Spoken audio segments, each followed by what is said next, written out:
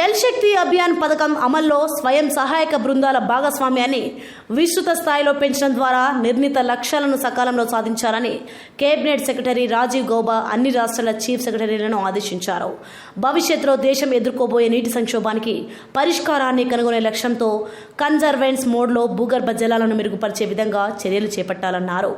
గురువారం అన్ని రాష్ట్రాల చీఫ్ సెక్రటరీలతో ఆయన వీడియో కాన్ఫరెన్స్ నిర్వహించి జల్ శక్తి అభియాన్ పథకం అమలు తీరును సమీక్షించారు. ఈ సందర్భంగా ఆయన మాట్లాడుతూ ఏడాది జల్ శక్తి అభియాన్ పథకాన్ని నారీ శక్తి సే జల్ శక్తి థీమ్తో అమలు పరుస్తున్న నేపథ్యంలో స్వయం సహాయక బృందాల మహిళలకు నీటి వనరుల సంరక్షణ, నిల్వ మరియు వాటి వినియోగంపై పూర్తి స్థాయిలో అవగాహన కల్పించాలన్నారు. వర్షపు నీటి నిల్వలను పెంపొందించుకోవడం మరియు అందుబాటులో జల వనరులను సమర్థవంతంగా పరిరక్షించడం ద్వారా జల వనరులను పెంపొందించుకోవాలన్నారు. అందుకు అవసరమైన జలశక్తి కేంద్రాలను ఏర్పాటు చేసుకోవాలని సూచించారు. నీటి వనరులను అన్నింటినీ గుర్తించి జియో ట్యాగింగ్ చేసుకుని పరిరక్షించాలని, అటవీ ప్రాంతాలను నిర్మూలించే విధాలను అరికట్టాలన్నారు.